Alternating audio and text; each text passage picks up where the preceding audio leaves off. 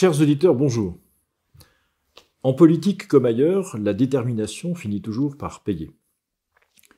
Vous le savez, ces dernières semaines, nous nous sommes engagés résolument contre la politique sanitaire du gouvernement, et en particulier en prônant la désobéissance civile, c'est-à-dire la contestation ferme et pacifique de la politique sanitaire aujourd'hui conduite par le pouvoir exécutif.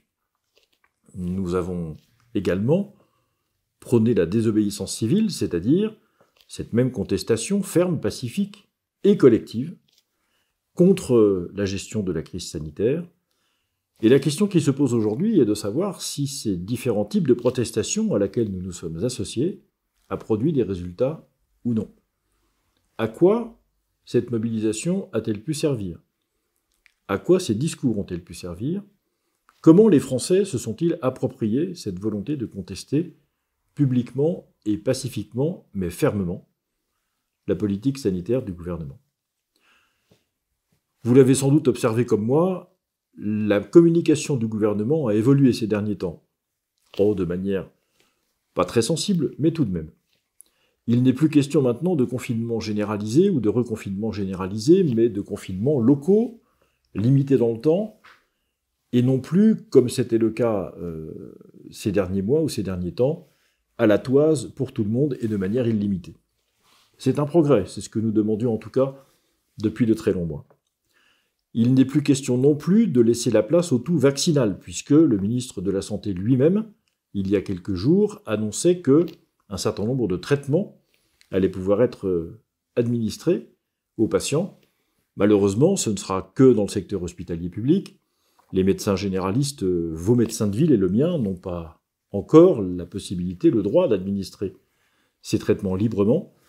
Mais là encore, c'est une espèce de coin posé dans la politique et les principes de la politique gouvernementale actifs depuis quelque temps.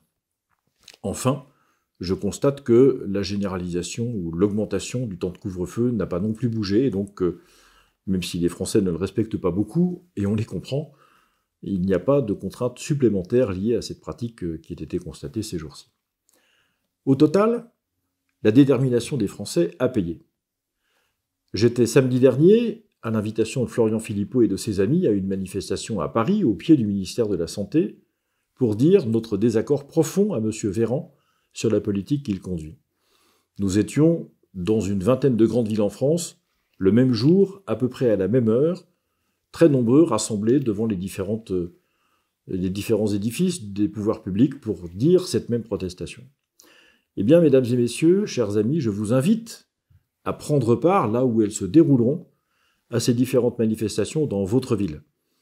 À Paris, c'était le 18e samedi consécutif que ces manifestations se tenaient. Dans d'autres grandes villes, elles se tiendront ces jours-ci, demain sans doute, et les samedis à venir.